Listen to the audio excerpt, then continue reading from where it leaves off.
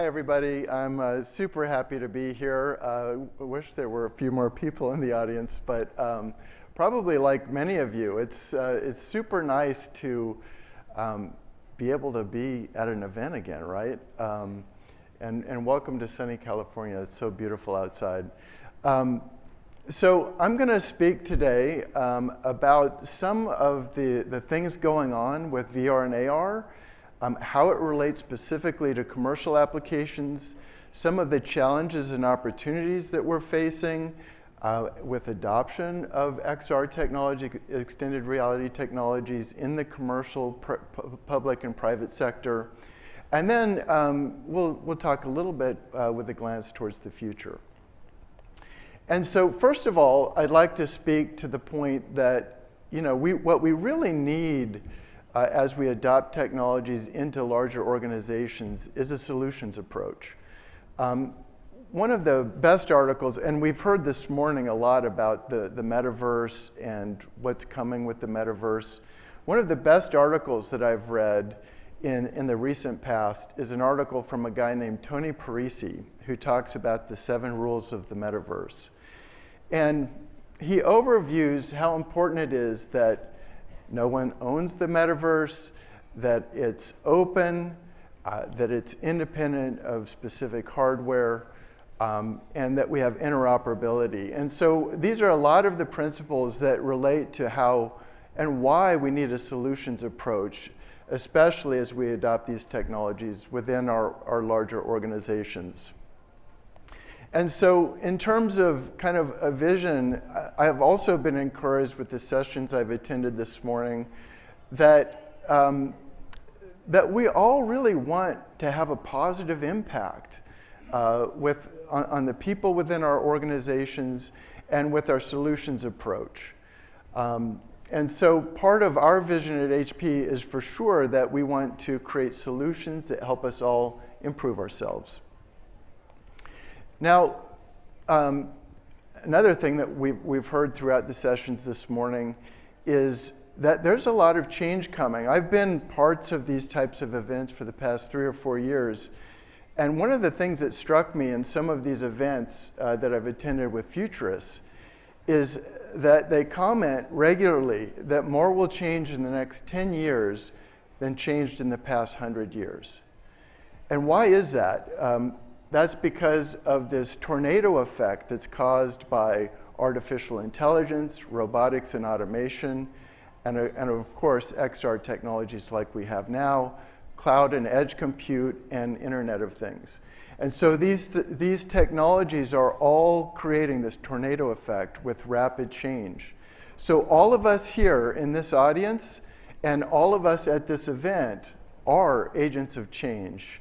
And so I applaud all of you as pioneers at this crucial time where we're really hitting a tipping point where change is just going to accelerate very rapidly. And it's on us here in this room and in this audience and at this event to help shepherd that change. And so a lot of people at this show are either coming here as part of enterprises looking at XR technologies, or we're here as managed solution providers in part of the industry. The first area of solutions that I'd like to speak to are around architecture, engineering, and construction, and product development. There's wonderful applications. Every product lifecycle management solution, whether it's from Dassault, or it's from Autodesk, or Siemens, or other major providers, has accommodated extended reality, virtual and augmented reality technologies.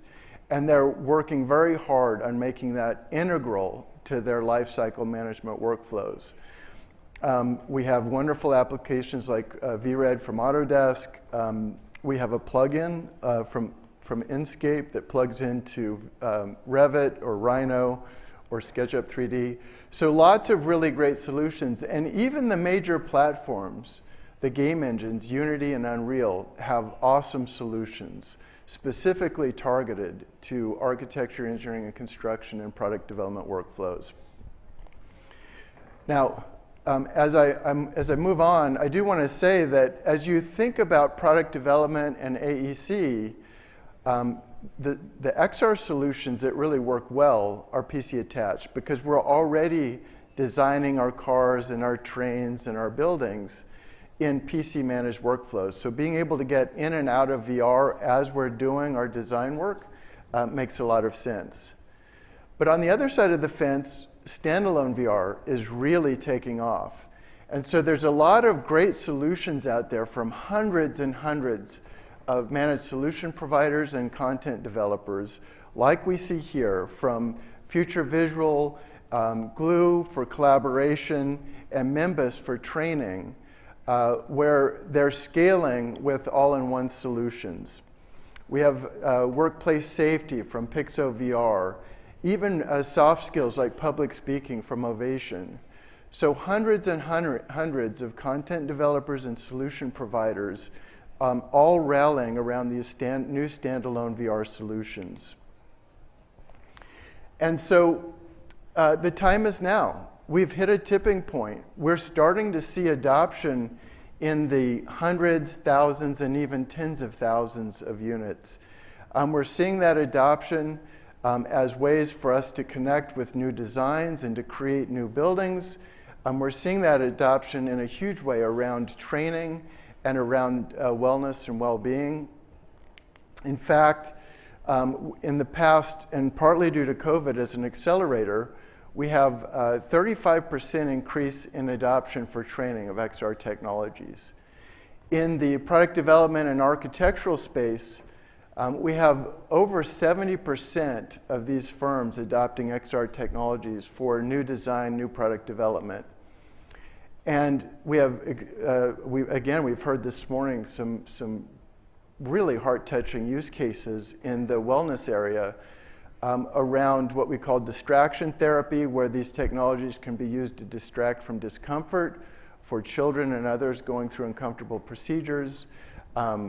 We have exposure therapy for accelerating recovery from trauma and from phobia. So lots of exciting solutions in the XR in this space, also with telemedicine and for prepping us for new kinds of procedures and new diagnostics. So a lot of transformative work is going on in the wellness area. And so with that, I'd like to introduce a video. It's about a 3-minute video. We're going to hear from Jeremy Bailenson from Stanford University doing pioneering work there. And then we'll hear from Todd and Marco at Pixo VR. And then finally, we'll end hearing from Jeff Marshall over at Ovation. So let me run the video. Thank you.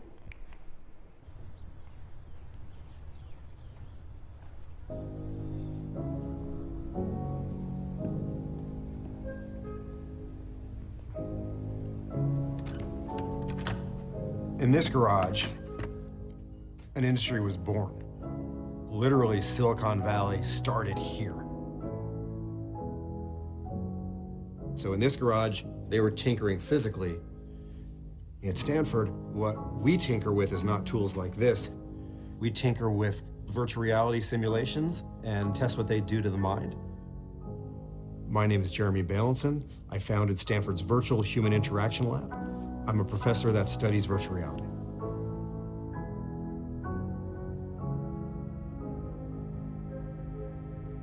If you think about what makes us special, what makes all of us different from one another, there's of course a genetic component, but it's really about your experiences. If you think about the top 10 things who have made you, you, a lot of those are going to be 5-minute, really intense, wonderful, and maybe some not so wonderful experiences along our journey. What VR does is it gives you this fantastical experience that could be built by any programmer to do anything. However, the brain treats it as if it were real. And so working with HP, we're designing an amazing set of experiences that really make you rethink hard issues.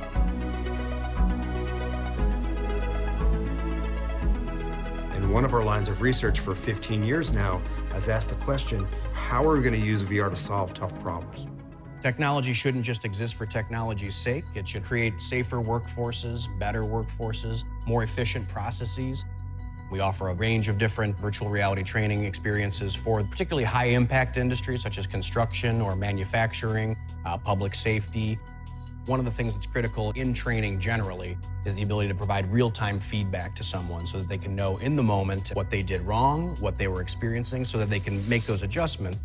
We're really creating compelling content that can save lives. We can use the eye tracking to do volumetric heat mapping of where they're looking.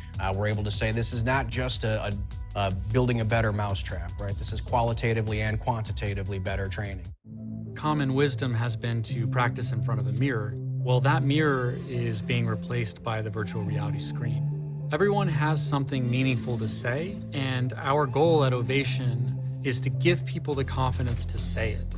One of the things we've always struggled with is when are they ready to translate from the virtual world to the real world? These metrics in combination finally give us the confidence to tell these users, you're ready. You're ready for the real world with this speech that you've been working so hard on. We treat virtual reality as a medium, and we ask the big question, what is a person in an age where VR is everywhere? How is this medium going to change the world?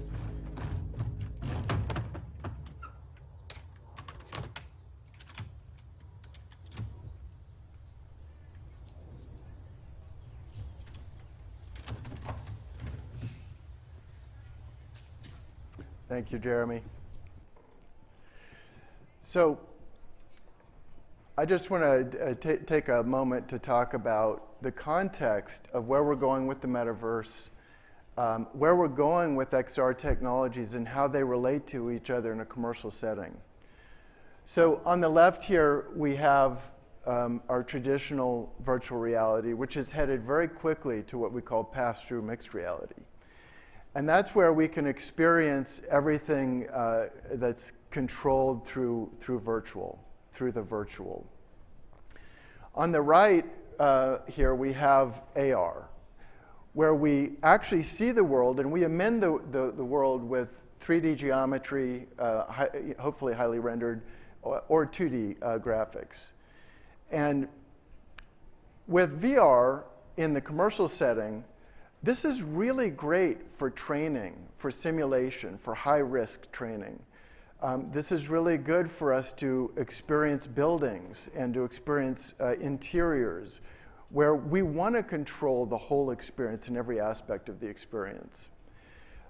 So I liken this to before the job or intermittent on the job. And I'll use pilot training as an example. So when we do a flight simulation, a lot of these pilots are flying hundreds of hours and even over 1,000 hours a year. So they get a lot of experience, but what they can't do is simulate high risk. And so by being able to get into a flight simulator, they can test all kinds of skills and keep themselves fresh. And so that's what I mean by intermittent training. And then other kinds of training, and I'll use HP as an example, we have large digital print presses. Well, when we sell one of these large digital print presses, it's very expensive to train somebody on an actual press. So we use virtual reality to train them before they get to the press. So by the time they get to be on the press, we can spend a third the time training somebody up than it would have normally taken without that preparatory training. So again, virtual reality is a huge game changer in terms of the efficiency of the overall solutions process that we have for certain kinds of solutions.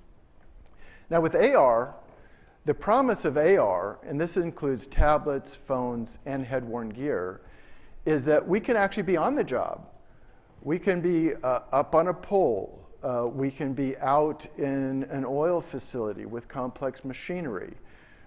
We can be inside a facility on, HP's digital printing press.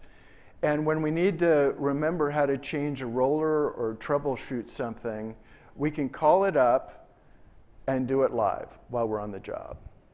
And in some cases, it may also help us with safety. It may remind us through computer vision that we're doing something we shouldn't be doing, or we're in a place we shouldn't be in. And so that's what I call on the job. So that's a good way to think about, in the commercial setting, VR and AR, and how they hold hands together, how they're complementary solutions from an end-to-end enterprise point of view. So VR is where things are really tipping over now and starting to scale out. And while there's huge opportunities and we're all excited about this, we are running into some challenges. So what do we need? We heard this morning people speak about some of the challenges that are being introduced are new things that we have to deal with privacy. These are endpoint devices, so we have to be concerned about security. Some of the challenges we have is how to set up these devices in the hundreds or thousands of units. How do we get content and keep these applications up to date? And with complex enterprises, we have different kinds of users. Some of them want soft skills training. Some of them want procedural training. Some of them want workplace safety training. So there's lots of different demands from different parts of the organization. So we have different stakeholders and different user groups. So again, this brings us back to really needing a solutions approach. Now, I spoke about architecture, engineering, and construction, and product development. And for those type of solutions, PC-attached VR is great.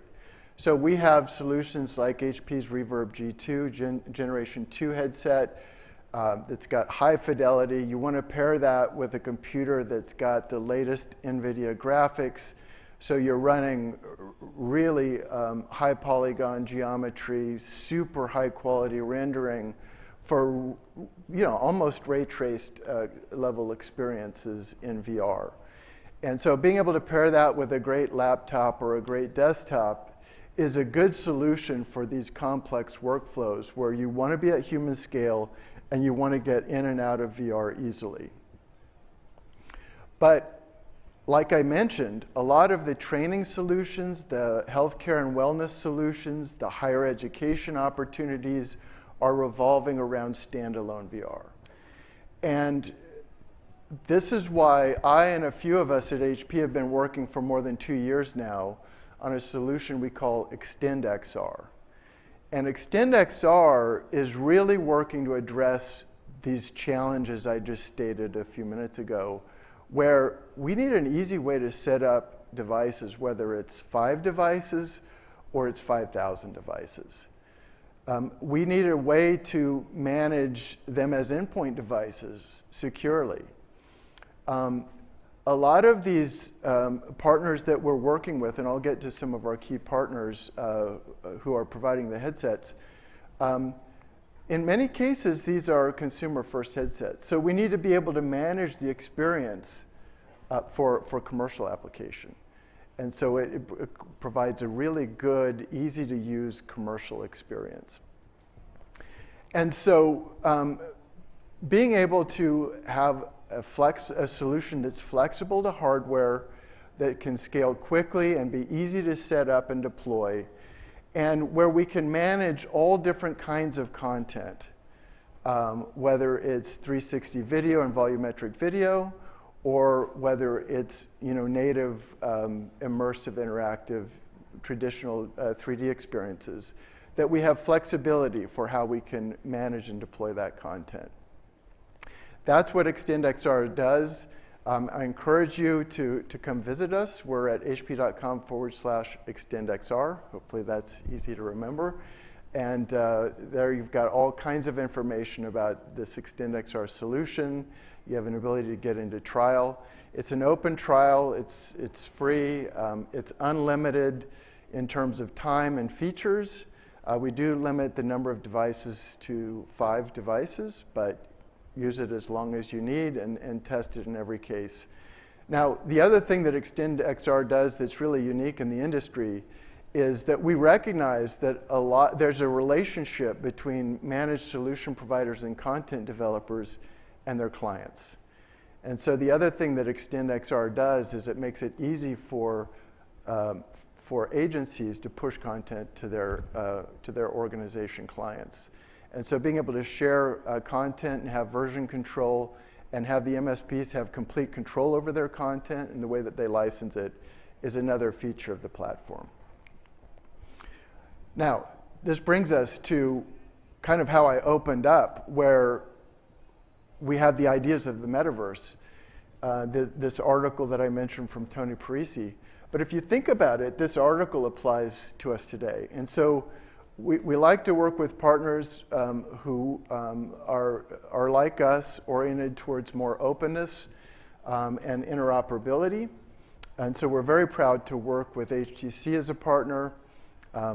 We support their Vive Focus 3. It's an awesome device. It's a device that's super comfortable. It has active cooling, super high fidelity. It's just an all-around great commercial solution. And then we're also very proud to work with Pico Interactive, who has a range of solutions, namely with their latest Pico Neo 3, including with eye tracking, which is a pretty unique solution in the market as well. And so with our Extend XR platform, we support all of these devices. So that brings us to a final comment about the future. Right now, as I mentioned, we all know that VR is taking off. And we see it taking off with all kinds of exciting applications. And we see that AR has taken off in many ways, first with tablets and phones. And we hear rumors and rumblings, and we all here know what, we all are hearing the same things. But we know that AR is going to take off in the next couple of years. And so we're all going to be part of that excitement as AR takes off. And we have, over time, a convergence between VR and AR. So how is it going to converge in the next 2 or 3 years? Probably in the next year, we're going to see a lot of exciting things coming in headsets related to mixed reality with pass-through videos. So where we can blend what's in the world in front of us through cameras with the virtual reality that we have already experienced with most of our VR solutions. That, in a way, is already a form of augmented reality, but it's with pass-through video. And that's getting us closer to AR, which has a lot of technology challenges in front of us, especially to give us the experiences we're used to with VR, because we're used to a lot better experiences in VR now, and we expect that from our AR solutions. And so as AR gets things like local dimming and better contrast and less transparency and brighter lights and conditions, we're going to see things start to merge closer and closer together. I still believe that we'll have lots of different types of devices and solutions, though, because the demands for ruggedness and durability in a commercial setting, in many cases also having it being a shared device, may be different in certain scenarios than in other scenarios where it becomes a personal device and it's within each of our control. And so it'll be very interesting to see how these solutions evolve, but we do see a convergence coming as we move headlong into the metaverse over time. So with that, I thank you for your time today. I'm super excited for all of us to have a great show here at AWE. Thank you, AWE, for hosting us, and very nice to meet you all. We do have a booth here on the floor, on the exhibit floor. We encourage you to come by and say hi. We'd love to talk to you. And we also have a meeting room, so if you'd like a private meeting, just let us know, and we'll set up a time to meet that way as well. So thank you, and have a great show, everybody.